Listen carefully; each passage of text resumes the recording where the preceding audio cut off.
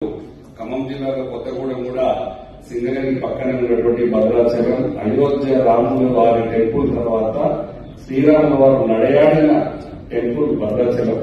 దానికి ప్రత్యేకంగా నిర్మిస్తా అన్నారన్న సంతోషం.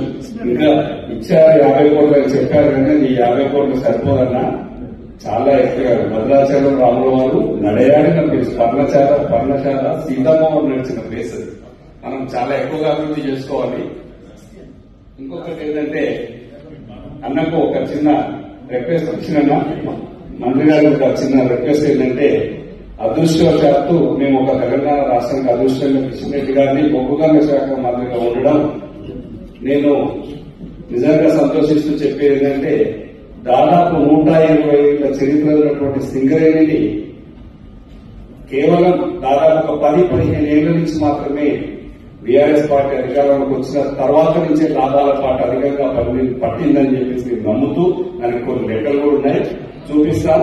దాని ప్రకారంగా నేను చెప్పే రిక్వెస్ట్ ఏంటంటే, అన్న ఇది ప్రైవేట్ పరం కాకుండా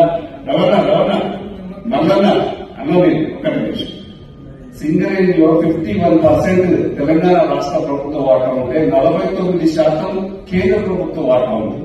దీన్ని ఎవరి మాలో కాకుండా తెలంగాణ కొట్లాడి తెచ్చుకున్నదే, తెలంగాణ రాష్ట్రం తెచ్చుకున్నదే దీనికోసం, మన ప్రజల ఉద్యోగ అవసరాల కోసం, ప్రజల పోరు కోసం తెచ్చుకున్న తెలంగాణను దానిలో ఉన్న కేవలం బొగ్గుగల కోసం అక్కడి నుంచి ఉద్యమం స్టార్ట్ అయింది.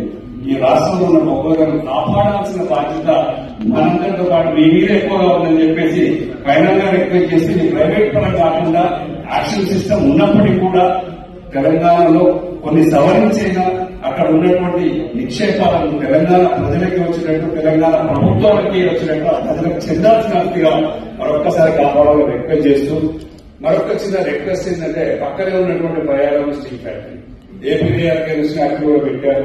అది లోక్రేడ్ ఐరన్లో ఉన్నప్పటికీ కూడా పక్కనే ఉన్నటువంటి బైరెడ్లా ఛత్తీస్గఢ్ ఒక మైల్ కేటాయించి మంచి ఫ్యాక్టరీగా పెడితే కొన్ని వేల మందికి ఉద్యోగాలు వచ్చే అవకాశాలు ఉన్నాయి.